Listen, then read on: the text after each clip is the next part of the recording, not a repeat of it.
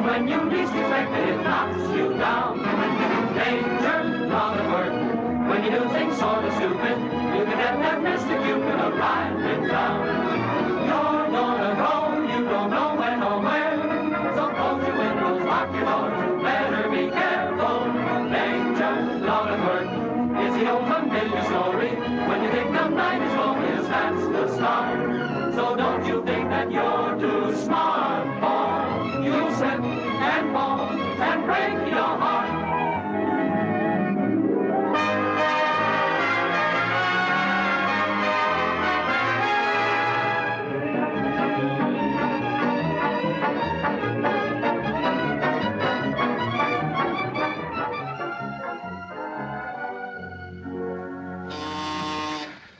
Miss Hicks, I told you I wasn't to be disturbed. I know, but Mr. Duncan insists on seeing you. Well, tell him to wait a minute. I didn't know Duncan was back from the South. Well, as I was saying, Bob, the lower courts may... Why, Alan. Parsons, I quit. No, Alan, you must... I quit. Mr. Parsons, I've been with this firm for a good many years. I've never shirked an assignment yet. But these Pembertons are too much for me. Pembertons? Oh, no, sit down, Alan, sit down. Yes, the Pembertons are the people who own the property the Westchester Hunt Club's trying to buy. Oh, yes. The club offered quite substantial prices, I remember. Seemed a very simple matter. A very simple... There are 8 heirs to the property. All I had to do was to get their signatures to the deed. Sounds very simple, doesn't it? I quit. Oh, sit down, Alan. Now, sit down. You're overwrought. You take a rest. I'm going to take a rest, Mr. Parsons. I'm going to a sanitarium for 6 months, for a year. Somewhere, anywhere, I'll never again hear the name of Pemberton. They're mad, I tell you, they're mad. Now, Alan, Mr. Pemberton's a famous scientist. Maybe a bit eccentric, but... A bit eccentric. Mr. Hilton, listen to me, please. 3 months ago, I was a well man. Happy, laughing, carefree. My appetite was good. Then I was assigned to clear the title to the Pemberton property. Mr. Hilton, I ask you, what was the obvious thing to do first? Correspond with them. Just so. I corresponded with them. If you can call it corresponding, to write over 100 different letters without receiving one word in reply. I wrote mild, imploring letters. I wrote stern, peremptory letters. No answer. They never answered? Not one word. What would you have done next, Mr. Hilton? Get in touch with them personally. Precisely. I did just that. But it's not as simple as it sounds. They're a much-traveled family. I chased down 2 old maid aunts in Connecticut. I pursued Mr. Herbert Pemberton to Boston. The old maids wouldn't answer the door. Herbert threw a paint pot at me. It seems I disturbed his mood while he was painting. They do seem a strange lot, but calm down, Alan, you're quivering. I heard most of the family had gone to Aiken. I followed them. Oh, what people. Mr. Parsons, I feel like a fool. I've been on this assignment for 6 months, and as yet I haven't even broached the subject to any one of them. I think it better all around if I just resign and go away. Oh, calm yourself, Alan. Now, you take a rest. We'll give this assignment to someone else. We'll put someone else on the trail of the Pembertons. Poor fellow. I feel for him. Let's send Henry MacMorrow. Oh, I know it sounds silly, J.P., but think it over a minute. Henry, he's so lackadaisical. These people will wake him up. Come to think of it, he might be just the man. Yes, Mr. Parsons. Miss Hicks, get Mr. MacMorrow for me. Yes, sir. Alan, you go home and get a rest. Poor MacMorrow. I feel sorry for him.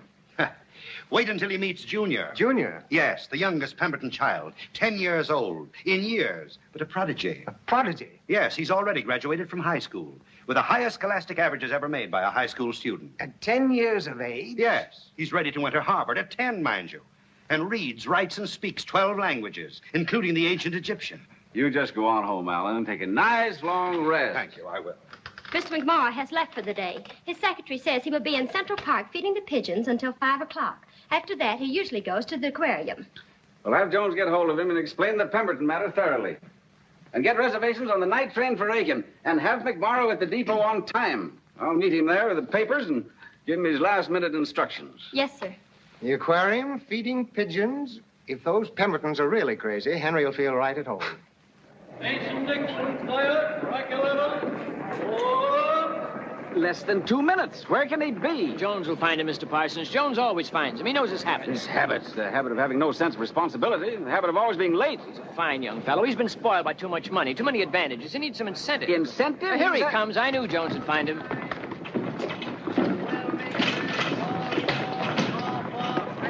Hello, Mr. Parsons. I'm all out of breath. That's a peanut brittle? No, Henry. Now, your Pullman is up ahead, and I've sent your baggage on. Now, the documents are all here. I hope you realize how important this is to us. Sure, but I don't think it's so difficult. I go to Aiken, South Carolina, have the Pemberton family sign the papers, and then bring them back here. But it may not be so simple. We've written Pemberton time and time again. We've had no reply to our letters. Well, you know how those famous signers Our are. client, the Westchester Hunt Club, is very anxious to clear the title of this property, and I expect you to get results. The papers are as good as signed. Now, here are your tickets, Henry. The best I could do on such short notice was a lower. Thank you, Mr. Parsons. I'll do my best. Now, one more thing, Henry. In the 3 years you've been with us, since your father died, I can't say that you set the world on fire. Well, I'm willing to admit that, but it isn't entirely my fault. Look at the unimportant cases I've been given. Well, you've got your chance now. If I don't come through, you can kick me out of the firm. I'll spend the rest of my days in Central Park feeding the pigeons. I'll remember that. Wait a minute. The reason I'm sending you on this particular train is that Miss Antoinette Pemberton, the daughter of the man we're trying to do business with, is aboard. She's on the way to join her family at Aiken. Get acquainted with her if you can. It's as good as done, Mr. Parsons. Goodbye. You got nothing to worry about. Goodbye, Jones. Goodbye, Gil. No, boys, I think he'll put this over all right. I have a hunch he'll come back with the papers all signed. The papers! He's forgotten them. The briefcase! Goodbye. Goodbye.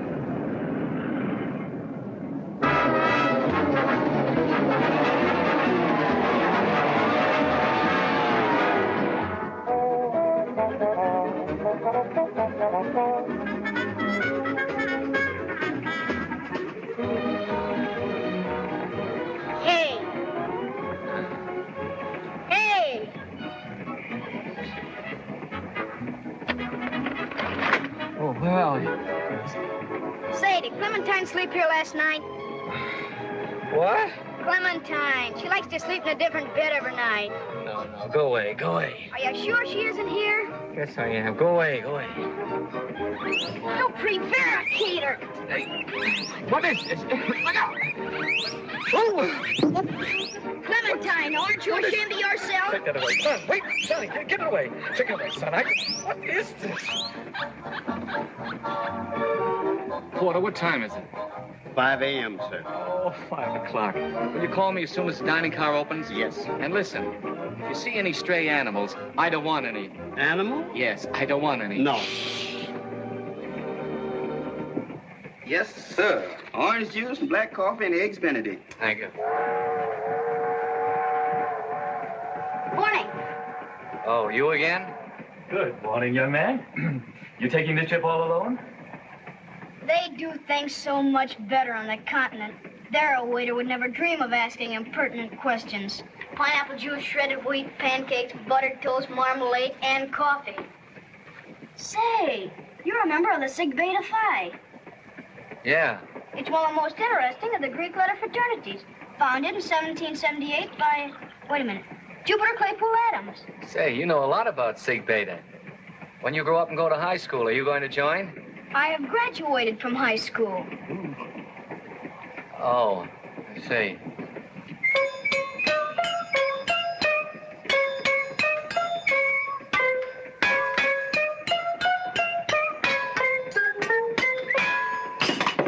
Uh-oh. Waiter, serve me over there.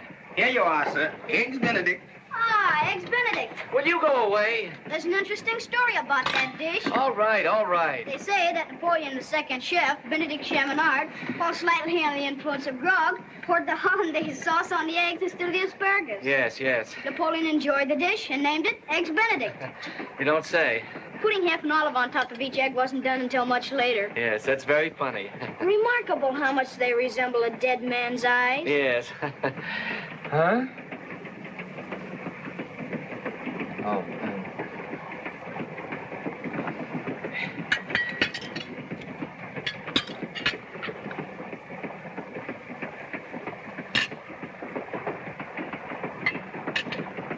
I don't think I'm hungry.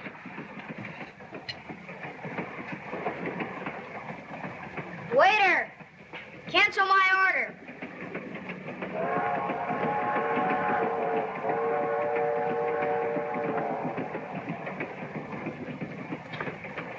My briefcase. It's imitation leather. Why, you little brat. I ought to wring your neck. Now, no violence. Those are valuable papers. You're a prodigy, eh? Help! Well, I'm going to make you smart on both ends. Help! Murder! Police!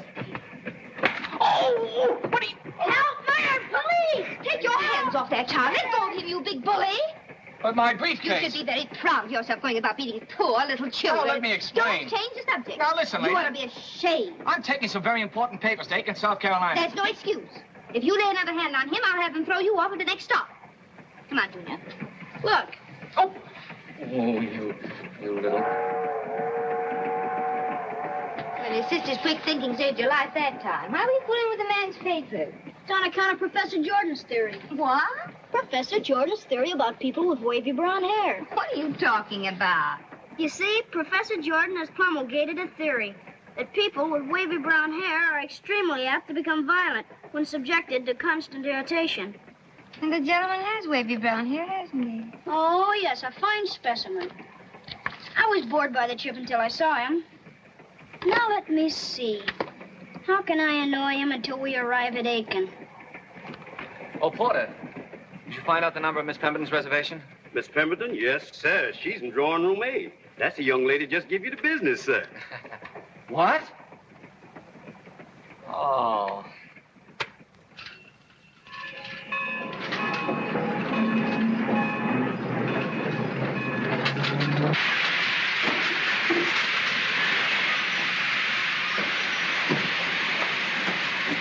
Why, you little...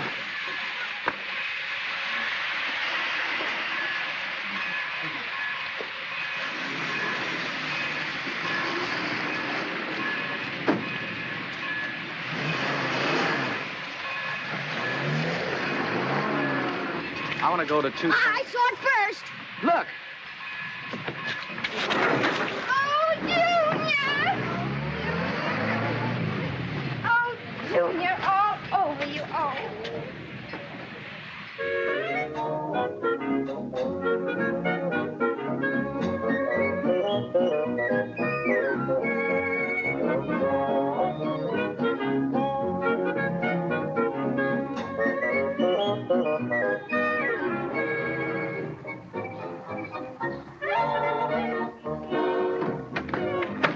Wait, I'll be going right back to the station. Welcome to Pemberton Manor, sir. The family is expecting you. They knew I was coming? They're most anxious to meet you, sir, naturally. You took a cab, sir. We sent a car to the airport for you. But I came by train. Oh, it'll not be necessary to announce you. You can freshen up a bit in there and join the family in the drawing room. Thanks. This window will be regarded by future generations as my masterpiece. I can see it years from now, set up in the Louvre like a shrine. I'm no longer a surrealist. I'm a post-surrealist. What are you doing now, Herbert? I call it the love life of a cup and saucer. My goodness. Are they that way, too? Now, here is a rare item. Found only in the collection of the Tsar Nicholas II of Russia. This is a Moldavia, 1858. This stamp really has a very interesting history. I'm sure it has, Alan. But what good are cancelled stamps? You can't mail letters with them. Oh, here he is at last. How do you do? How do you do? I'm Tony's mother. I'm Henry MacMorrow. And this is her brother, Herbert, and her uncle, Alan. Alan is my brother, and Herbert, being Tony's brother, makes Herbert my son. Oh, I'm Alice Pemberton. What'd you say your name was? Henry MacMorrow. Oh, stop joshing me. I know it's Howard. No, it's Henry. Oh, but I distinctly know better. I remember very well reading Tony's letter. She said, I have become engaged to a man named Howard Rogers. So you see, your name can't be Henry. Say, are you interested in philately? No, I'm Henry MacMorrow. Parsons, Hilton, Trent MacMorrow. Mrs. Pemberton. Yes? Cook's drunk again. Oh, dear. That's twice this week, not including a day off. I'll see what I can do. Say, would you He's mind... better looking than last year's fellow. I wonder what's the matter with him. Well, there's always something the matter with Tony's fiancés. Perhaps he hasn't any money. Have you any money? Yes, I have. Oh, well, it must be something else. Perhaps she's a little bit feeble-minded. Perhaps. Say, I would like to ask... I've sent your luggage to the green room, sir. This way, please. Oh, just a I'm minute, afraid you'll Butler. find it a little crowded. I'd like to you know. explain. There are a couple of old easels, some paints and But brushes. see, I'm not... But I don't but suppose listen, I you'll must stay long. explain. You'll never do. Wait a minute. Now, there's been a big mistake. Where is Mr. Pemberton? There is Mr. Pemberton.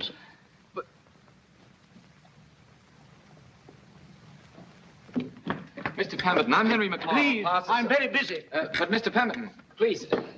Mr. Pemberton. Please come back some other time. Please come listen. back next week, next month. I have a I'm very proposition. busy. My daughter's bringing my must son listen. here for the holidays.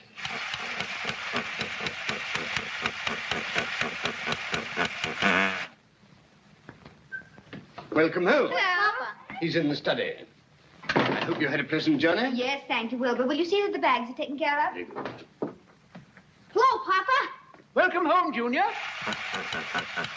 What's this? You're surprised. Papa bought it for your homecoming. Just what you wrote me you wanted. A toy. I meant a real one. A real bear? I don't think we could do that, Junior. You remember your African ostrich and all the trouble we had with the neighbors. I'm afraid you'll have to be satisfied with this one. A teddy bear. It's too adolescent. Papa, he kicked me. That's silly, Junior. How could he? I've been here all the time. Not here, in the depot. He kicked me in a public place. Now, just a minute. Please let me explain, Hold him. Mr. Pemberton. I'll go get help. Is this true, young man? Did you kick my son? Please, Mr. Pemberton, let me explain. What is the meaning of this? Who are you, anyway? This is Miss Tony's fiancée, sir. Miss Tony's fiancée? No, there's a misunderstanding. If you just let me talk to you for a minute. Hello, Papa. Now, Tony, this is really going too far. You've got to be more careful about what sort of fiancés you bring around here. This fellow claims he just kicked Junior. Oh, I didn't say that. Kick Junior. If you weren't Tony's fiancé, I'd rend you limb from limb. He's not my fiancé. He's a brute who struck Junior. Struck Junior, huh? He's a beast. Call the police. Yes, How'd you get in here, young man? Shut up! Now, I've stood about enough of this. You people listen to me. My name is MacMorrow. I'm not engaged to this young lady or any young lady. I came here on business, and you mistook me for somebody else. Isn't he your fiancé? No. Are you sure? Oh, absolutely. Oh, well, then that settles everything. It doesn't settle anything. I came here to talk business. Oh, you're the lawyer who wrote all those letters from New York. Well, at last we're getting somewhere. You remember, Papa, I gave them to you. Oh, yes, letters. Papa, have you been throwing your mail away again? Now, Papa, you promised not to do that anymore. I have so many things to think about. What did it concern? Remember, I told you all about it. Mr. MacMorrow. McWhat's here represents a kennel club. A hunt club in Westchester. Oh, yes. Well, anyway, they want to buy the farm Grandpa left us. Well, I don't think we ought to do business with a man who goes around kicking children. Oh, well, Herbert, it's very simple. All we do is sign a paper, and Mr. McWhat's here gives us $100,000. No. $100,000 each? No. Now, if you just let me explain the situation. The Westchester Hunt Club wishes to buy this tract of land to enlarge its premises, and is willing to pay $100,000, which you heirs will then divide. Now, inasmuch as your deceased grandfather, Mr. Herbert Tillamook Pemberton, died intestate... Mrs. Pemberton. Yes? Who's throwing eggs at the Iceman? Oh, my goodness. Tell her to stop. Eggs at 45 cents a dozen. I told her, but she won't stop. She's been drinking Mr. Herbert sherry, and she says he reminds her of her second husband, and he beat her. Oh, Herbert beat the cook? Or does she mean the Iceman? Oh, well, I guess we'll have to lock her in the mop closet again. Call Wilbur. Oh, excuse me, please. I have to see about the dinner. Dinner? Oh, I must dress. You'll excuse me, please? Excuse me. Excuse me. Junior. Did you kick Junior hard? Oh, not hard at all. I'd scarcely call it a kick. Oh, that's too bad. I suppose you think we're all a little crazy. A little crazy? I wouldn't say that. Well, excitable, then. We're excitable. You see, Grandfather raised us all, and he believed that everyone should live absolutely without inhibitions. Just do anything you want, anytime you want. That's great if you can get away with it, but I imagine the police might object occasionally. Oh, they do occasionally. Like the time Mama went wading in the fountain at the plaza. But the judge only fined her $100, and I think that's very cheap for doing what you want to, don't you? If you have the 100. Oh, well, she lost her purse in the fountain, but she borrowed the money from the judge. Have you a comb? No. Well, you better get one because your hair's a little mussy and you look a little flustered. Well, I guess the excitement kind of got me. You know, if this wasn't my last chance, I'd run away from here and let somebody else do this job. Your last chance? Sure. If I don't put this deal through, there'll be one name less on the firm stationery. Oh, my goodness, we mustn't let that happen. That's terrible. Have you a wife and some children to support? No. Oh, well, then it wouldn't be so bad. I know you've got a poor old mother. Well, I haven't. Now, I tell you what I'll do. I'll bring the whole family together after dinner and explain to them how serious the situation is. Then you can get their signatures, and you won't lose your job, and your poor old mother will be all right. But, well, thanks very much. You're welcome. Nice of you to help me. Well, I suppose I better go to the hotel and change if I'm coming back for dinner. Is my cab still waiting? No, sir. I paid the men and sent him away. But my bag? In the green room. There's a misunderstanding. Will you get it for me, please? I'm sorry, sir. I can't lift it. My arm hurts where the cook kicked me when we locked her in the mop closet. Oh, please stay, Mr. MacMorrow. MacMorrow, we have plenty of room. Well, all right. Thanks very much. Not at all. Oh, just a minute. Do you believe in Professor Jordan's theory? Professor Jordan? I've never heard of him. Well, you will.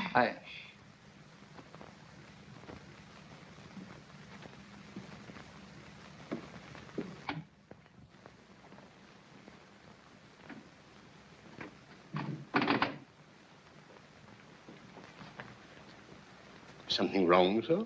What is that? Oh, that is one of Mr. Herbert's inspirations, sir. He calls it friendship. Friendship?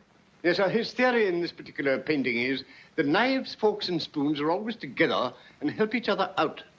He said something about the sublimation of the inanimate.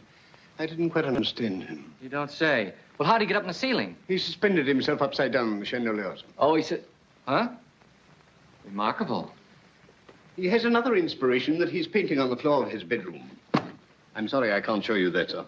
Naturally, no one can step in there until it's completed. No one? Not even Mr. Herbert, sir. He's sleeping in the garage until it's finished.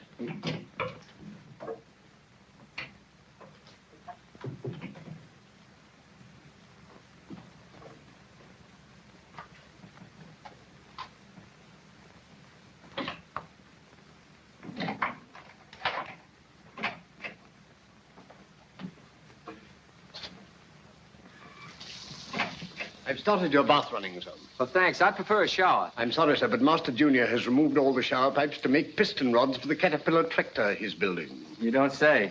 Will there be anything else, sir? No, thanks. I'm fine. Thank you. Oh, Wilbur.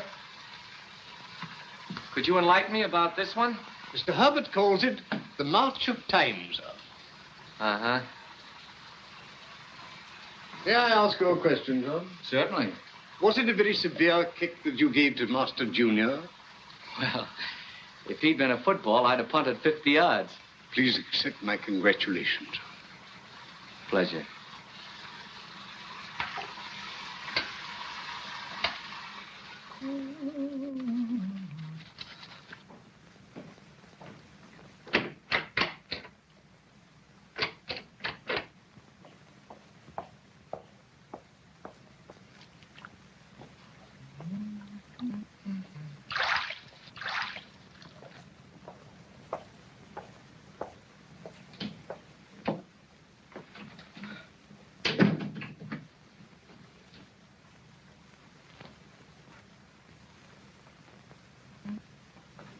Good evening. Do you mind if I borrow a razor blade?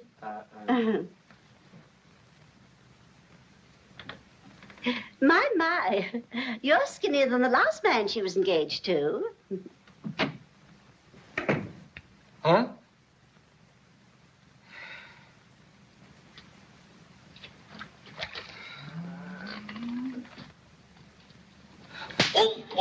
What? Oh! What did... Oh. What is... Oh. Now, if you'll all sit down and pay close attention, Mr. McWatson has something very important to say. I'll just read the terms of the document, and if you're all agreed, then each of you can sign a power of attorney, and I'll give you the check. Now, whereas the Westchester Hunt... I am so sorry. Will you have some coffee? No, thanks. Now, whereas the Westchester Hunt Club, hereinafter known as the Party of the First Part, is anxious, desirous, and willing to acquire for the sum of $100,000 the plot of land known as the West 60 of the Northeast 180. I am confused. Oh, don't be stupid, Herbert. He means Grandpa's farm. Yes, you remember Grandpa Herbert. He had a bald head. Oh, yes, yes. Now, go ahead and read it. I'll start All right. again. Now, whereas the Westchester Hunt Club, hereinafter known as the Party of the First Part, is anxious, desirous, willing to acquire for the sum of $100,000 the plot of land known as the West 60 of the Northeast 180 of the Southwest section of the Chickawasha County. Oh, isn't that pretty? Chickawassa. Through the forest dark and gloomy came the voice of Chickawassa calling to his Gitchaguma. Calling. Of Chickawasha County, aforementioned property being the...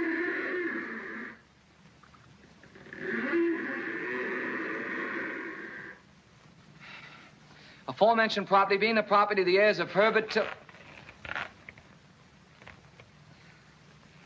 Tillamook Pemberton, being the property of the heirs of Tillamook Pemberton, deceased and heirs thereafter known as the parties of the second part. Said heirs being the party of the second... Yes. Can you let me have $3 till payday? Yes, certainly. Take it out of my purse. Thanks. My bookmaker's hounding me. Yes. Yes. Said heirs being the party of the second parts, I mean heir of the second deceased, I mean, said heirs hereinafter being known as the parties of the second part. That's us. Yes. Isn't that nice? I mean, it's better than being third or fourth, don't you think? Oh, look, I've knitted myself into Papa's scarf. My gracious. Now, don't get excited. I'll help you. All you have to do is just take the needle out. There you are. Now you've ruined the whole thing. Oh, now, Uncle Allen, really? Well, I'm awfully sorry. I know nothing about knitting. I just wanted to do my bit. That's... Oh, as you were saying... Yes, do go on now. The heirs of Herbert Tillamook Pemberton, deceased and heirs hereinafter being known as parties of the second part... Again! Oh. Again, that brat's been smearing jam and shoeblacking all over my masterpiece. I'll kill him.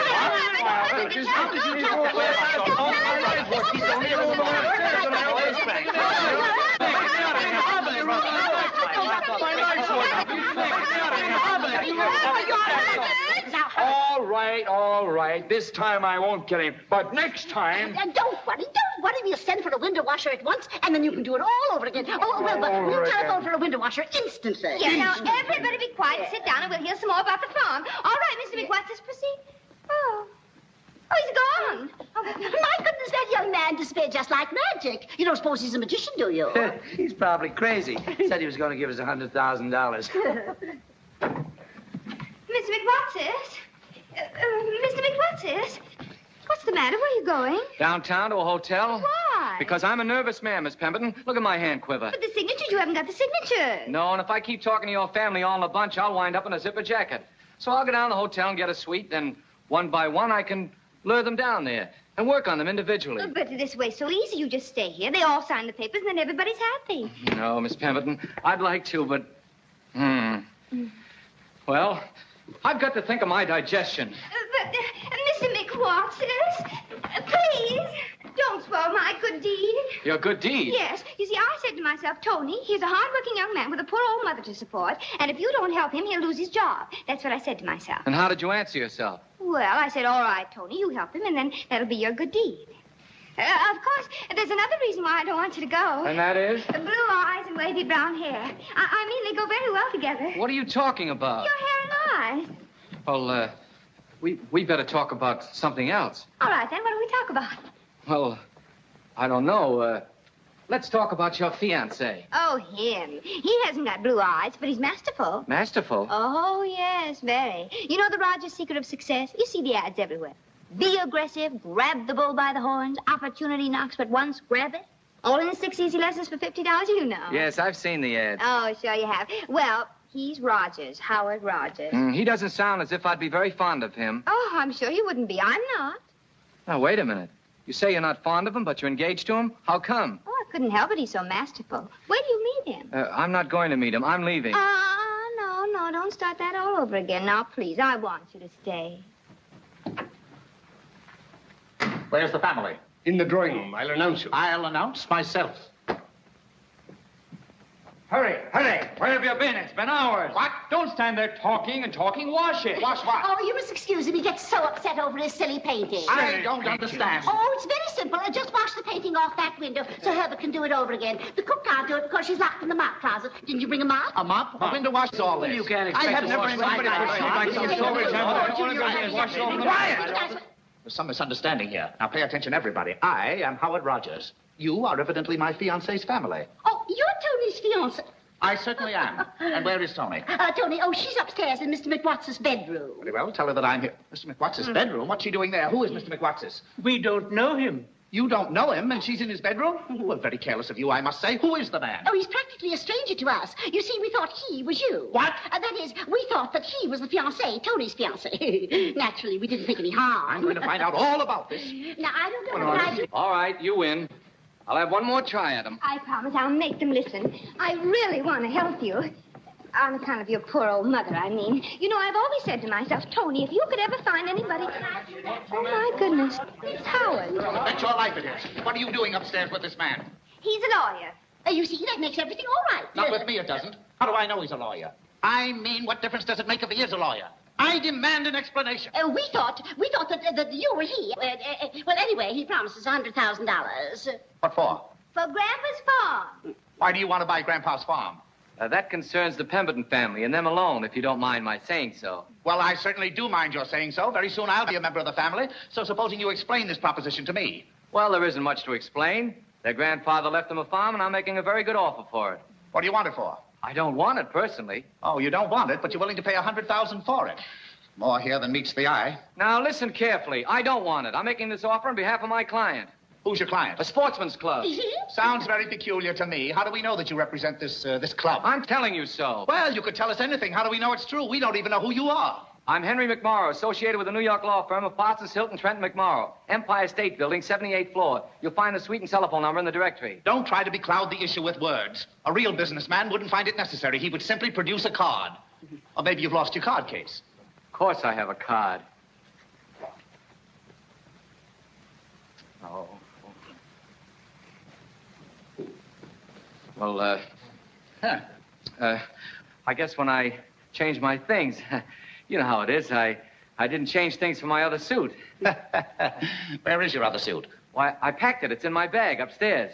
All ready for a quick getaway, eh? Yeah. Oh, I tell you, this is just as plain as the nose on your face. This man is a malefactor. He's a confidence man. Bag all packed and near the door. No identification. Comes here with a long cock and bull story about an imaginary client. Oh, stop it, Howard. You can't insult the poor man like that. You're only guessing. Guessing nothing. It's a mighty good thing for you that I arrived here when I did. That's me, in the nick of time, Rogers. Even if I did have to wait 4 hours in the airport for your car. 4 hours? Now, Papa, we must speak to Mike about that. Oh. I'm sorry I dropped the bags, but I was thinking about something else. Mike, this gentleman waited 4 hours for you. Well, when I got to the airport, he was gone, so I picked up his bags and brought them. Now, tell the truth, Mike. Where have you been? Well, honest, Mrs. Pemberton, I didn't know that it was going to be a triple bill. A triple bill? This is ridiculous. There must be some sort of system installed around here. Mike, you simply must stop keeping people waiting while you go to picture shows. Well, sir, I didn't know that it was a triple bill with a short and with a newsreel. And after I paid my 30 cents, I didn't want to miss Mickey Mouse. I don't blame you. Was it Mickey Mouse in the Alps? No, Mickey Mouse and the sheriff. Oh. Yeah, Mickey was living in a house, see? Yes. And the sheriff gave him a dispossessed notice. Now then, the sheriff and Horace drive the horse and wagon up to the back door and start moving out the furniture. So the piano didn't want to leave. Every time they put the piano on the wagon, the piano would wait until everybody was out of sight, then it would sneak back into the shop. Mr. McWatson! Mr. McWatson! Come in here. You're making a spectacle of yourself. Oh, he's gone. So what? Come in here. Mr. McWatson! Mr. McWatson! Stop that. Besides, he said his name was MacMorrow. MacMorrow. That's it. What? MacMorrow.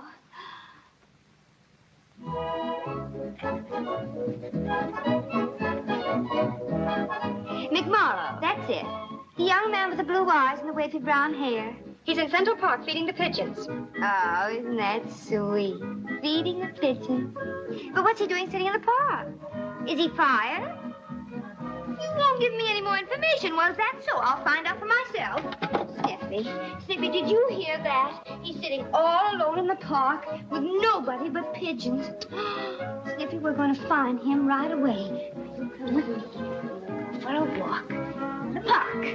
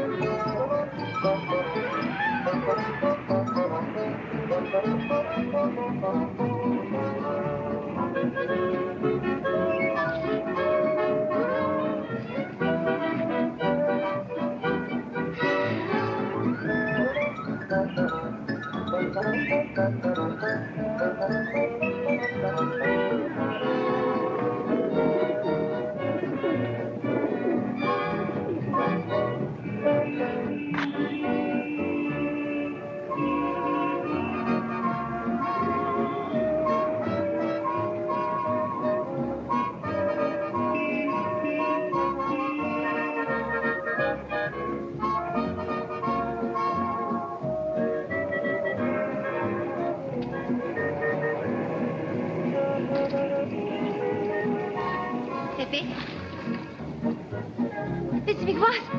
Mr. McWatson! Mr. MacMorrow! What are you doing here in New York? I came to find you. But why? Because of your poor old mother. Why did you run away from us? Well, I had to. I was beginning to hear strange voices whispering in my ear. Whispering in your ear, oh, you poor boy. You've lost your job and now you're broke. Are you on the bread line? Well, I hardly I say. think that's perfectly terrible. Does it make you nervous to stand in line? Well, very. Oh, I know it's hard to get a job. My cousin Albert hasn't worked all his life. Here, you must let me lend you some money. Oh, but I couldn't accept money from a woman. Now, don't have any foolish pride. Take this. We've got to get you some lunch. All right. I know a swell place we can get a meal. 3 courses for 25 cents and all the bread and butter you can eat for nothing. Oh, good. Do you come here often? Only when I can afford it. I'm going to help you get your job back. Do you suppose they'd hire you again if you got all of us to sign? Say, they might even do better than that. If I ever walked in with all the heirs' signatures on a power of attorney, they might even go so far as to put a buzzer on my desk or let me eat in the executive lunchroom. I've got a surprise for you. Another? Oh, you like this one. Guess what? I give up. I brought the whole family with me to New York just to make it easier for you. You brought the whole thing? How did you ever manage it? You won't tell. I promise. I put quarantine signs in all the houses in the neighborhood. Scarlet fever. No. Yeah. Well, remember, we've got to get all 8 signatures. 7 wouldn't be any good. Oh, don't you worry. We'll get them. You'll meet me at the Warwick Towers for 4 o'clock tea. I'll be in front of the flower shop. But I can't go like this. I invited a man, not a suit of clothes. Toni, you're wonderful. I think so, too.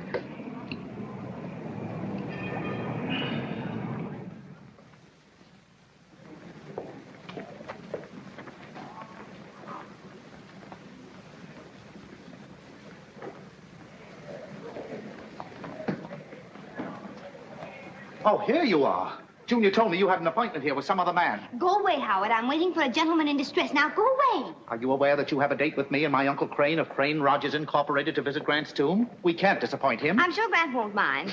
You can't let me down like this. I won't permit it. You don't know your own mind. Come on. Now, Howard, don't be masterful. I can't go with you. Come on.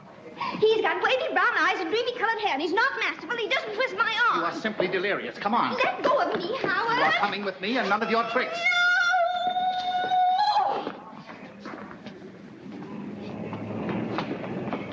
Let me go. Let me go. You stop it. I don't like scenes. Oh, you don't? No, I don't. Taxi? Yes, sir. Not another penny, do you hear me? Not another penny, you drunkard. Why, Toni. For years, you've been spending the money I give you on drink. And your little children without milk. Heaven will strike you down for this, Howard Rogers. Why, please, here. There's a higher law than the laws of man. I have never... Poor little starving children. Wait a minute. Hungry kids, huh? You want me to smack him in the mouth, lady? Yes, thank you, if you don't mind. Why, Sure. Hungry kids, huh? Look here, my dear sir. Don't you lose your temper. Oh, calling the lady a liar, huh? Why, she's going to be my wife. Oh, she is, huh? Well, I'll run you out of town, you big stiff. Oh. Hello. Hello, it's you. Yes. Oh, that was fun. You want to go around again? No, some other time. What was the trouble out there? Oh, a terrible man. He spends all his money on drinks, and his children are hungry, too. Somebody ought to punch him in the nose. I think somebody did. Have you got the papers? Have I? All right, I'll start you off with my signature. Got a fountain pen? Right here. Does it matter which one I sign? No, they're regular form, power of attorney. Sign anyone. All right, turn around. Now, here's number 1. Next on the list is Herbert. He's in the basement. Come on. Swell. Where's Herbert?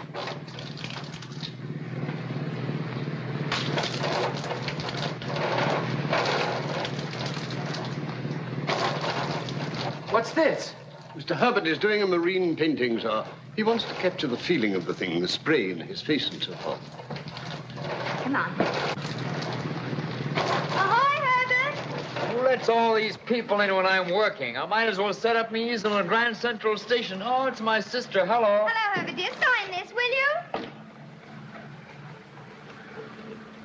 Thank you. All right, start the storm again. Hello. Hello, Mama. You remember Henry, don't you? Oh, yes, we met you on the Normandy. You were with the Evanses. And when Togo fell overboard, you saved him. No, ma'am. Now, don't be modest. It was a very heroic thing to do. Won't you come here? But, Mama, he didn't rescue Togo. I've never even met Togo. You haven't met Togo?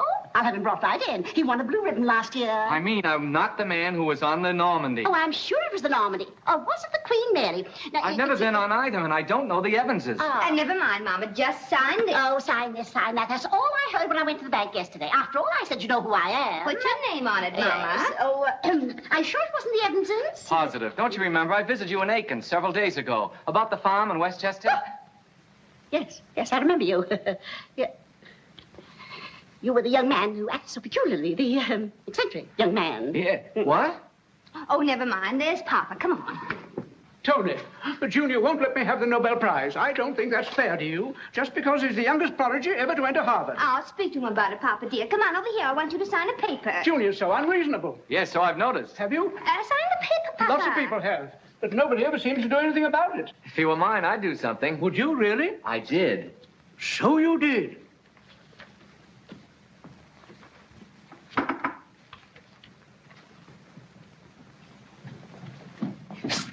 Tony, here.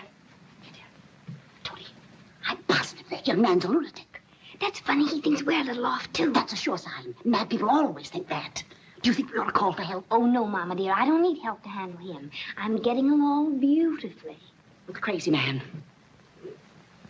Oh, help! Help! Help! You're not bullied. I'm in the sitting room. Remember, only the Lord and last resort to brute strength. Junior, what will it Help! Help! Help! Now, stop it, stop it. Junior, pay attention to Mama now. Don't run in the sitting room. We'll have the Nobel Prize. Oh, dear.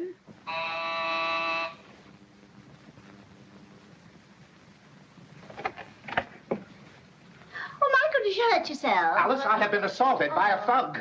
By 3 thugs, I mean. Where's Toni? She's with that crazy fellow. You know, the one who was in Aiken. She's gone someplace with him. With the crazy man? Yes, you know that crazy young lawyer who wants to buy Grandpa's farm. They were just here. He had to sign something. What was it? A paper. Of course. But what did it say? I didn't read it. I didn't have my glasses. Well, who is he? What's his name? His name, now let me see. The Evans introduced him. No, how silly of me. That was the man who rescued Togo. Oh, Papa, you aren't setting Junior a very good example. This man's name. What's his name? I'm going to find out all about him and about his proposition. Let me see. Now, what is it? Oh, here's his card. Maybe it's on that. That is barely possible, isn't it? Yes. Henry MacMorrow. Of course. Oh, I remember. What's that? That's Junior. He's beating Papa. Papa's beating him. Let me see. Which is it? I guess they're beating each other. I'm going to find out about this man and about his business. Oh. If Toni's going to be my wife, I've got to protect her. And you, too. Me? Oh, silly.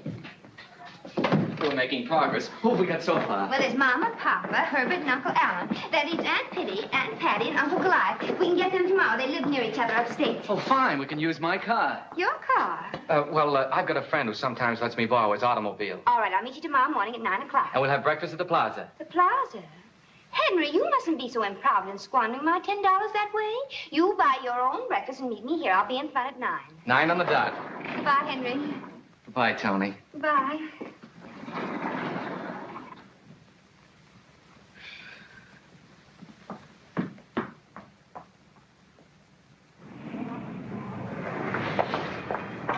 I shined her all up.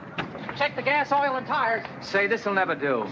What's wrong, sir? Have you got a car of your own? I mean, your own personally? Yes, sir. I'll tell you what we'll do. I'll use your car today and you use mine. Okay, but don't bang it up too much. I got 3 more payments. All right.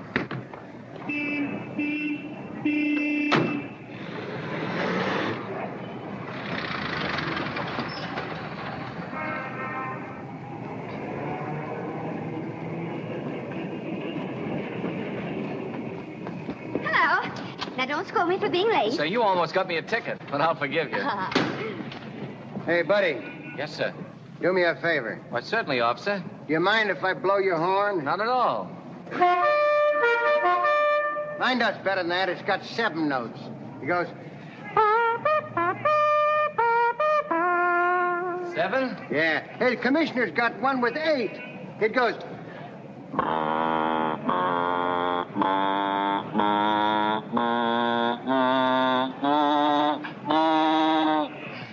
Marvelous. Come on, get it going, get it going. Don't be creating a congregation.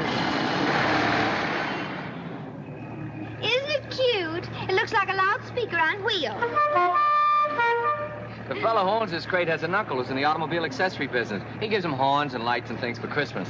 Where are we going? Sycamore. It's 160 miles. Hang on.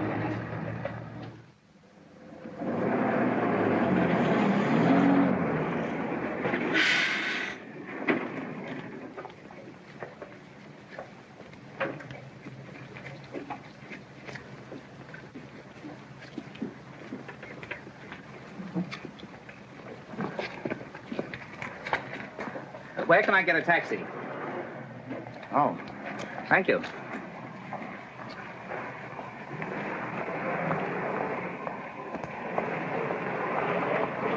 Taxi? Yeah. You know where the old Pemberton place is? The old Pemberton place? Sure. Out in the country road, quite a piece. How much to take me there? $2.50. What? $2.50? All right, then. $2. I'll give you $1.50.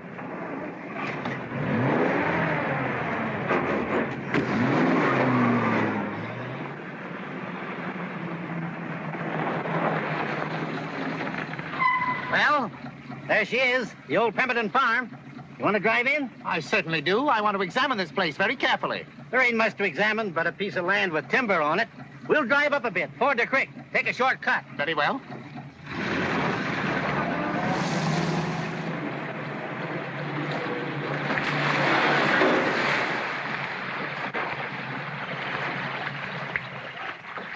Do you know any other shortcuts? What are you going to do now? Well, I'll get back in the road and flag someone to pull us out. You'd better. Think I'll get out and look around.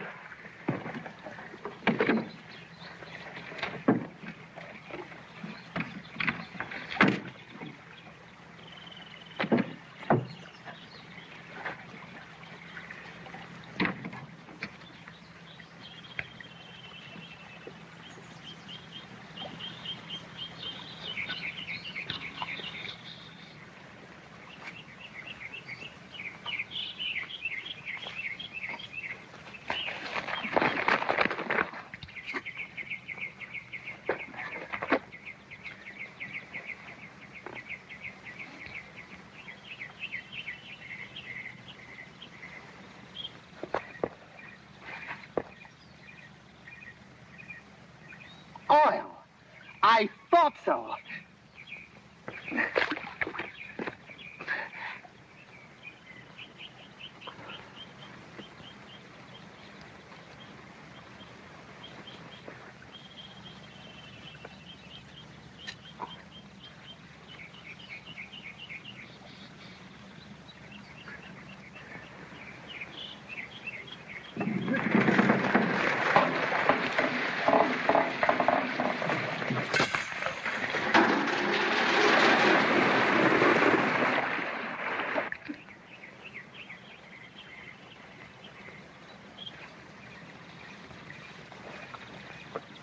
Why, what's the matter?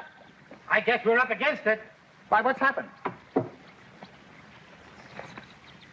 The engine's busted. We'll have to hoof it. The engine's busted? Why? Yeah.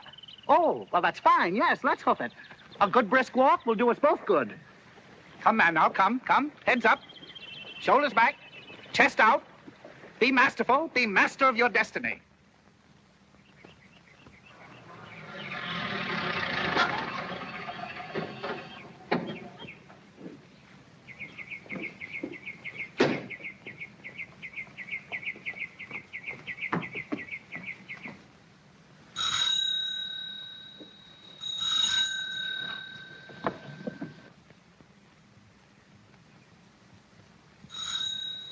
Who do you suppose that could be? Let's look.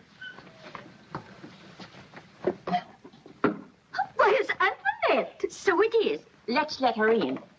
How do you do, Antoinette? Hello. Antoinette. What's the idea? Oh, they're afraid of burglars. And Kitty. And Daddy. This is Mr. MacMorrow. How do you do? How do you do? Won't you come in? Mr. MacMorrow is a lawyer. A lawyer? Be seated, please. Thank you. What's the matter? Grandpa always said not to have anything to do with lawyers. Oh, well, this is different. Henry's an honest lawyer, aren't you, Henry? Very. He wants to buy the farm Grandpa left us. Now, all you have to do is sign some papers, and you'll get a nice big check. What did you say his name is? Henry T. MacMorrow.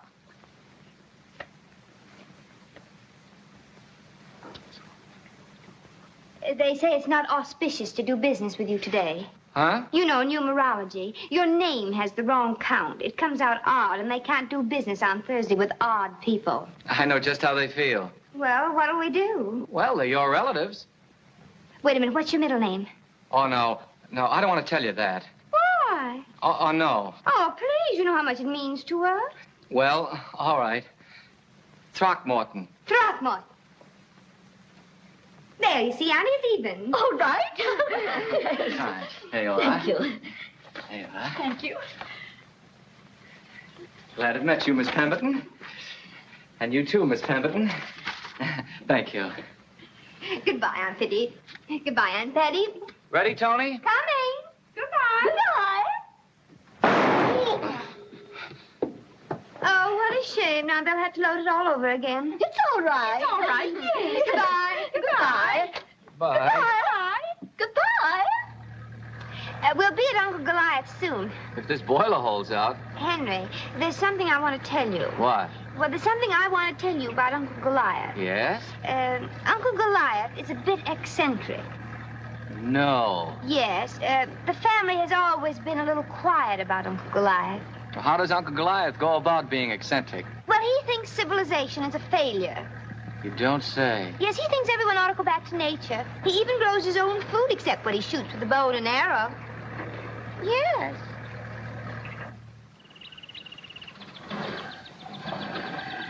Lovely place your uncle has here. Oh, it's empty. Uncle Goliath doesn't live here anymore since he decided he didn't like civilization. He lives out there. Uncle Goliath! Woo! Uncle Goliath!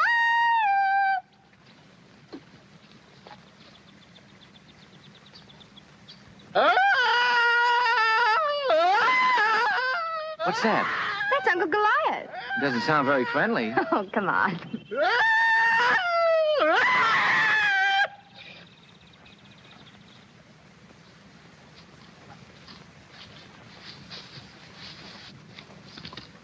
Welcome, Tony. Hello, Uncle Goliath. Just been tracking down some wild game. Fine hunting hereabouts for a man who goes to the kill with nature's weapons and his own bare hands. But to what do I owe the pleasure of this visit? This is Henry MacMorrow. How do you do? How do you do? Follow me, please. This is a perfect example of the unnatural life you lead. Men weren't content to carve their records on stone. They have to invent an infernal machine loaded with ink. Here you are. Oh, thanks. And now, how about some dinner? Oh, I don't think we... Thank you very much, Uncle Goliath. But I'm sorry, Uncle, but we've got to be back tonight. Oh, it's raining. Well, goodbye, Uncle Goliath. Goodbye. That smells good. Almost wish I could stay for dinner. What is it, rabbits? No, snails. Goodbye, Uncle Goliath. Goodbye. Goodbye. Goodbye.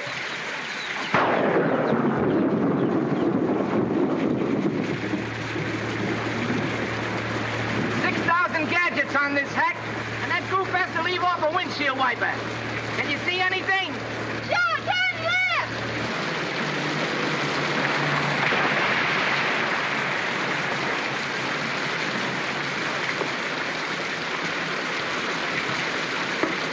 Are you all right? Fine, darling, I pointed that way. But you said turn left. Oh, did I say that? I always get right and left mixed up. I'll bet a lifetime with you would be very interesting. Oh, I know it would be. All the boys say that. Even Howard says I'm interesting. Look, I think I see a boathouse or a building or something. Come on. All right.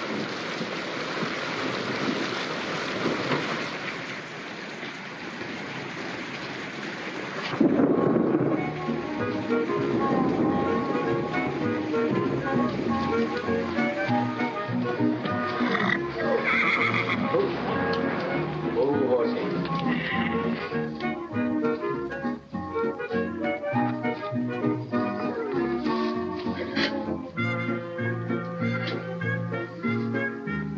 Oh, look, Henry, here's a stove. Here's some wood. At least we can have a fire. Wood? Two good pieces. not so much. That's all right.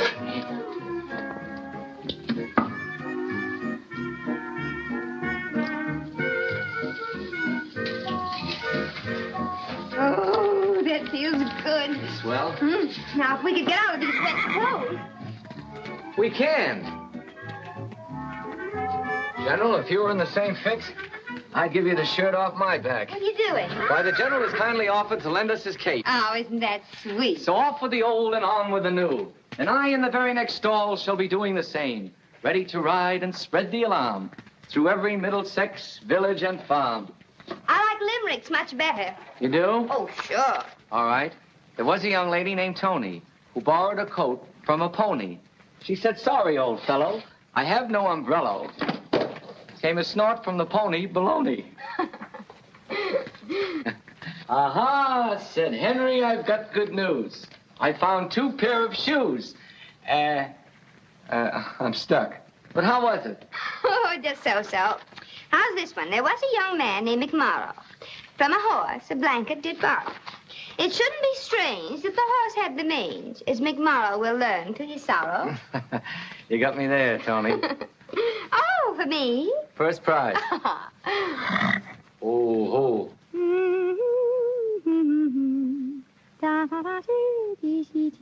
Your feet are on the ground. You're thinking sanely. You go about your business, happy and free. Then, suddenly, your feet are off the ground. You're walking on moonbeams. It can happen to me. It can happen to you. And when it does,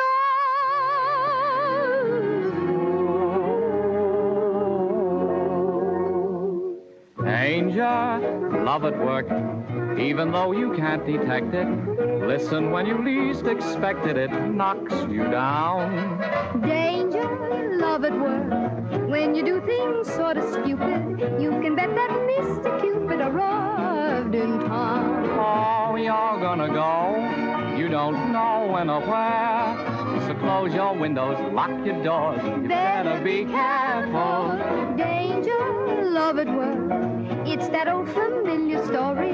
When you think that night is glorious as the stars. So don't you think that you're too smart for you'll slip and fall and break your heart. Oh, you're gonna go, you don't know when or where. So close your windows, lock your doors. You better be careful.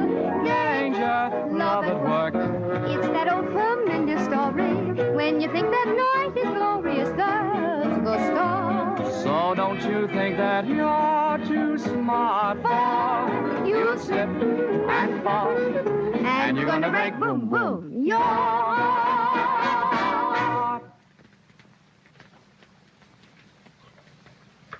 Are you satisfied with your good deed? You got a poor but worthy young man his job back. Yes, I'm satisfied. Henry, how much does that job pay? $30 a week? Why? And you support your poor old mother on that? Well, why do you ask? Oh, I'm just curious. You know, I want to thank you for helping me out. And I'd like to apologize for any cracks I made about your family. They're all right. You're all right, too. Well, there's something else I want to say. Yes. Well, I want to thank you. Oh, Henry. Oh, Henry. Henry, I think it's wonderful for a young couple to start out poor and wind up being rich, don't you? Yeah, but do you think it's safe marrying a poor man? Oh, I wouldn't have it any other way. I want to fight shoulder to shoulder with you, even if my family has got a lot of money. And of course, you've seen me at my worst, so you really must love me. I do look awful, don't I? I'll say. Oh, I do I? Well, I suppose a permanent wave is more important to you than a loving heart. Well, And I suppose a Chanel gown is more important to you than a sincere soul. What are you talking about? Well, it wasn't very nice of you. Oh, you got me mixed up. What did I say that was wrong? Well, first you proposed to me, and then you tell me I look awful. I did no such thing. You did, too. All right, then I apologize. All right, you'll forgive me. I do look terrible. How you doing? You look wonderful. Oh, that's what I wanted to find out if you'd lie for me, and you did. Darling, I think you're a little nuts, but I love you. Oh.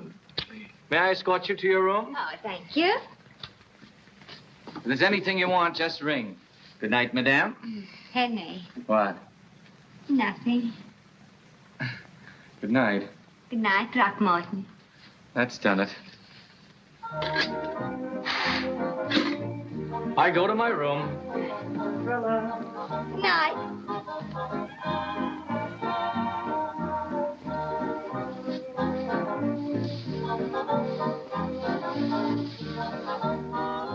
Henry.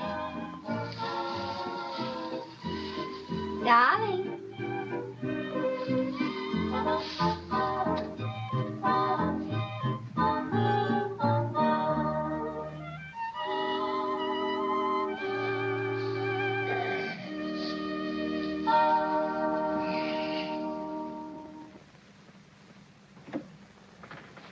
I've got the report. Go right in.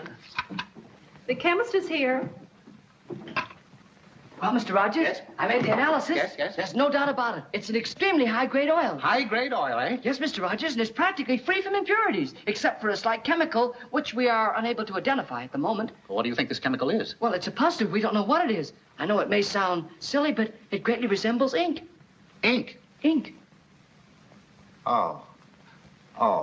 Yes. Thank you, McBain. Sorry to get you out of bed in the middle of the night like this. Oh, that's all right, Mr. Rogers. All hours, day and night, are the same to a man with aggressive ambition. Definitely, because, young man, well, that's from my course. That's lesson number 5. Yes, sir. I took your course, Mr. Rogers. Did you really? Look. Why, you're an honor roll man. Give me the honor roll grip.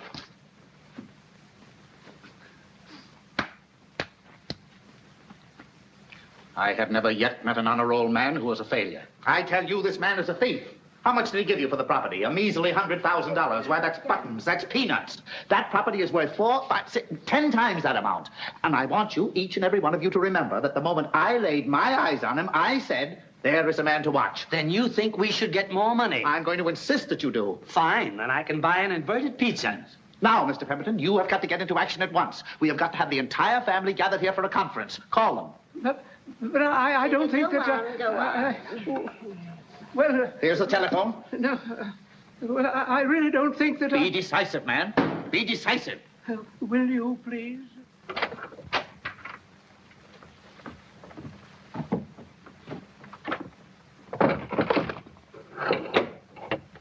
I'll get the automobile. All right.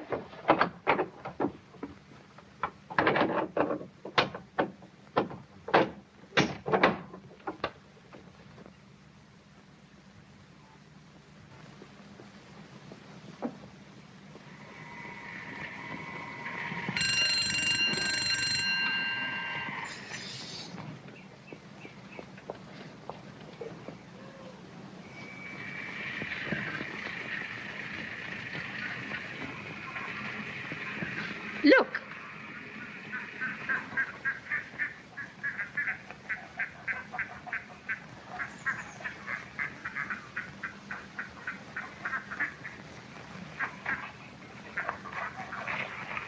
They must have stayed in the barn all night. No one must know of this. In my day, girls were more careful of their reputations. But why do you suppose they stayed there? Titty, please. The subject is closed. But I don't understand. Titty! Oh, so that's it.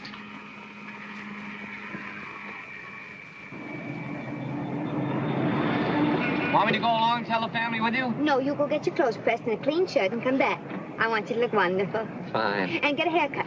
Oh, and have them cut it a little higher in the back. Bye. Bye. No, it's not true. He's not a crook. Oh, Tony, you've practically called Mr. Rogers a liar. I mean, after all, he says this crazy young fellow is a crook, and you as much as say he's lying. Not as much as I do say he's lying. Henry's a nice young man trying to keep his job so he can support his poor old mother. Oh, yes? Supporting his poor old mother by cheating you out of your property. How do you mean cheating us? I think $100,000 is a wonderful price. Oh, you do you? Yes, I do I? Especially since we really don't need it. Well, I'll pay $125,000 for the property. Now, do you still think $100,000 is such a wonderful price? But I don't understand what... Suppose I tell you this poor, struggling young man is really from a very wealthy family. I won't believe it. Supposing I tell you that this poor old mother, as you call her, is at the moment on a cruise in the Mediterranean with a maid, a companion, and 2 Pekingese dogs. I won't believe it. Supposing I tell you that this poor young man has a sailboat sailboat in which he won the last Bermuda race. I won't believe it. Of course, poor young men always go in for yachts. Of course, poor young men always live in 14-room duplex apartments on Park Avenue surrounded by a flock of servants. It's not true. I'll have him come over and twist your arm the way you do mine. He won't come over here. He's got your property. That's all he wants from you. But go ahead. Call him up and get him over here, and we'll see who twists whose arm. If he comes over, maybe you can kick him for me. I will, with pleasure. I'll get him right away. Oh, I don't know his number. I don't even know where he lives. I do, the Park Lane Apartments. And I'll get him for you. Operator? Operator? Get me the Park Lane Apartments, will you please? That's right. And get me Mr. MacMorrow's apartment. Of course, poor starving young men always live in the penthouse at the Park Lane. Mr. MacMorrow's apartment? Just a moment. There you are.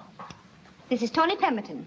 I want Mr. MacMorrow to come over and see me right away. Yes, please. Oh, wait a minute. Who is this speaking? His valet, yes. A valet. Now, perhaps you'll believe me. He's got a valet. Oh, don't you see? He's just been lying to you all the time, trying to play on your sympathies, trying to get you to help him cheat your family. And he would have succeeded if it hadn't been for me. Oh. A young lady just telephoned you, sir. Tell her I'm out. I didn't have a chance to tell her anything, sir. She did the telling. I'm out to her and to all the other young ladies. Edmund, I've met a girl, a wonderful girl. Congratulations, sir. Thank you. And remember, from now on, I talk to only one young lady, Miss Toni Pemberton. It was she who called, sir. What? Why didn't you say so? What does she say? What does she want? She seemed very upset, sir, and wants you to come over right away. Oh. Just a moment, sir. Just a moment. You must have your coat, sir. Oh, yes. Almost forgot. Don't you want your briefcase, sir? No. Yes.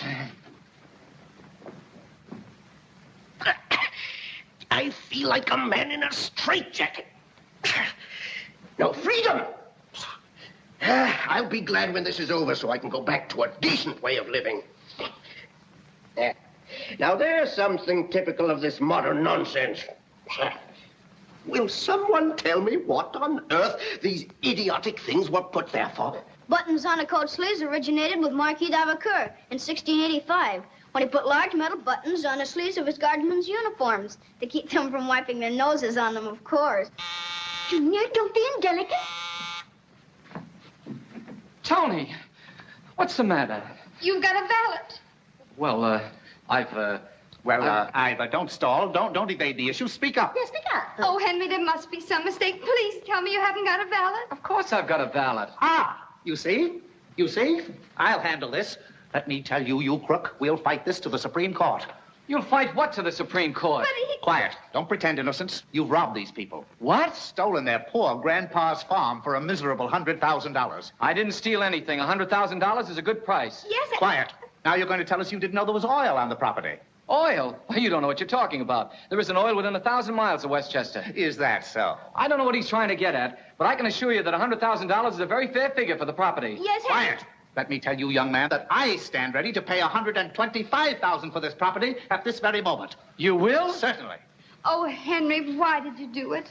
I thought we were going to be so happy. Now we can't be because I couldn't marry a crook. What would the neighbors think with policemen running in and out all the time? You think I'm a crook? Well, you've got a valet. Well, does that mean I'm a crook? No, but you lied to me. You told me you were a struggling young man with a poor old mother. And she's in the middle of the Mediterranean on a Pomeranian with 2 yachts. Anyway, you lied to me. Okay, have it your way. But if he's willing to pay $125,000 for the property, I suggest that you sell it to him. Have him make out a check, and I'll turn over my powers of attorney. Oh, going to try the other tack now, are you? Yeah. It's no use, my boy. Your bluff is called. All right. Goodbye. And I'm glad to have met you all. Are you sure it wasn't on the Normandy? Now, it's going to be all right. Relax, darling. And there you are. Let's take it to the bank at once. Yes, it's the merchants. Why, don't you trust me? Yes, but an overly aggressive exterior such as yours sometimes conceals and compensates for an indecisive characteristic. You might change your mind and stop payment on the check. Oh, fiddlefish. Papa wouldn't let me go to the bank. You look as if you needed about 5 grains of acid acetyl salicylic. What's that? Aspirin. I can't believe he'd do it. He didn't. He didn't? No. I don't like the chap to be perfectly honest about it, but I have to admit he's not a crook. How do you know? He's too dumb. Not the type. Now, you'll know it according to Lombroso's theory of criminal types. It's utterly impossible for Henry to be a criminal. He's the eccentric type, which, while it is admittedly belligerent, the makeup is definitely without avarice and without much brain. Oh, Junior. Oh, Junior, you're a darling. Call Mr. Parsons and tell him I'm sending over my resignation by special messenger. Your resignation, sir? My resignation. I'm sorry, sir. And you better look for another position. Another position, sir? Haven't I been satisfactory? Sure, but I'm going away out of the country on a long trip. Oh, then you'll surely need me, sir. When it comes to traveling, I'm indispensable. No doubt. But now that I'm no longer with the firm of Parsons, Hilton, Trent, and MacMorrow, my financial status will be quite a bit different than it has been in the past. I'm sorry, sir. Very sorry. I'll send the message at once. Mr. MacMorrow's apartment. What name shall I say, miss? What? It's a young lady, sir. She seems somewhat incoherent. She says she knows that you're not a crook. But what? She says even if you were a crook, she'd marry you anyway. If I may say so, sir, she sounds loony. A masterpiece of understatement. Tell her I'm out to her. Mr. MacMorrow said he's out to you, miss. Oh, he hates me. I know what I'll do. I'll enter a monastery. A misnomer. You mean a nunnery. And so, my dear sir, where would I be today if I hadn't learned the secret of the mastery of men? Where? You take my last big deal that I have just terminated so successfully. Why, there's millions in it, absolute millions. The man who is aggressively ambitious. The man who has the feeling that success is... Sorry, you pardon me, won't you? Hello? Hello? Howard Rogers speaking, yes? Oh, yes, hello. Excuse me, won't you? Were you up there? Yes, there's no oil on that property. I'm positive. Well, I'll tell you what happened. We found a rattletrap automobile wrecked upstream, and the oil came from its crankcase. Oh. Oh.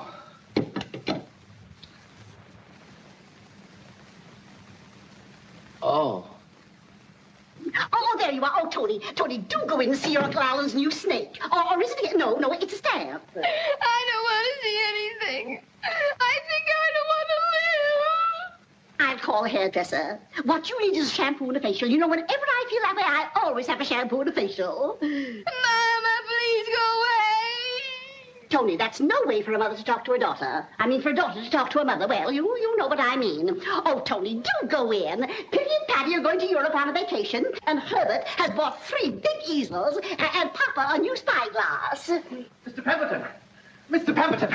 You've got to give me back my money. I've been cheated. There's no oil on that property. You've got to give me back my money. But we've spent it. I just bought a new telescope with my share. Oh, but Mr. Pemberton, I'll be ruined. Oh, what's the matter? Alice, there's no oil on the property. There's no oil? Well, we don't care. You see, we don't own it anymore. Oh, Tony. No oil on the property? No oil on the property. Howard Rogers, you lied to me. You told me there was oil on that property. Tony, it was all a mistake. Yes, but Tony, $125,000. That is quite a lot of money, isn't it? Oh, well, you can sell it back to Mr. MacMorrow for $100,000. That way, in simple mathematics, you only lose $25,000. Why, of course. You see, $125,000. You've got to give me my money back. Why should they? Remember, a pluribus unum. You mean caveat emptor. Let the buyer beware. Junior, I've told you not to correct Mama in front of strangers. Oh, what'll I do? What'll I do? Well, Howard, my advice is... Yes? Be successful. Grab the bull by the horns. Ow! Please tell him I must talk to him. Tell him it's a matter of life and death. Well, please tell him there's no crooks in the oil. Howard made a mistake, and I don't care about his mother. I love him. Oh, he won't talk to me. I'll never see him again.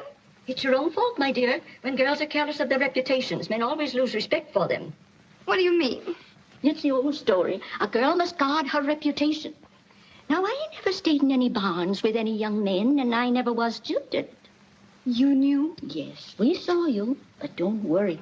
My lips are sealed. Blood is thicker than water. And to this family, what's one more skeleton in the closet?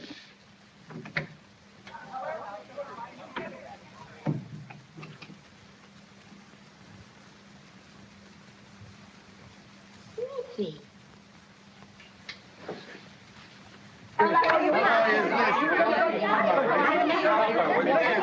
I said I'm going to sing the chorus, and I'm going to do it. Please keep my secret.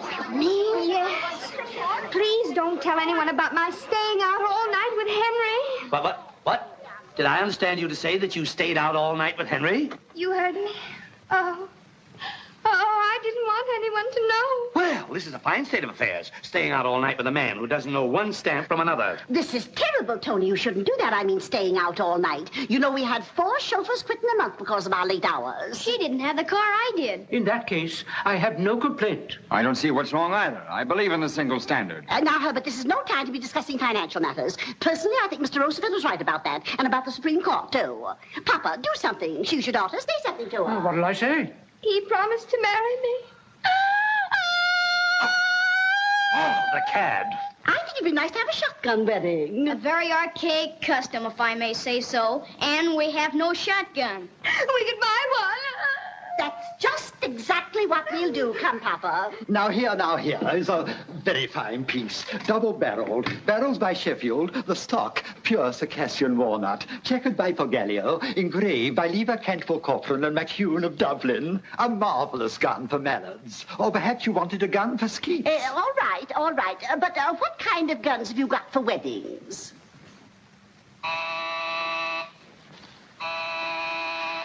Wonder who that is. Young man, you must marry my daughter. Huh? You must marry my daughter. Why? Why? That's right, why? Because you led me on with false promises of marriage. Put that gun down, it might go off. I don't think so. We didn't buy any shells. You'll do the right thing by my niece, or you'll have me to answer to. Yeah, well, what'll you do about it? Well, there's always the court, you know. Supposing I don't want to marry your daughter. I don't blame you. Marriage is a biological trap designed So solely that's to... where my Darwin book went. You stole it. Now, Junior, be quiet. This is no time for a discussion of literature. Now, Henry, are you going to marry my daughter or not? I'd like to talk to your daughter alone. Will you go in the next room, please? I want to hear what he has to say. Go on.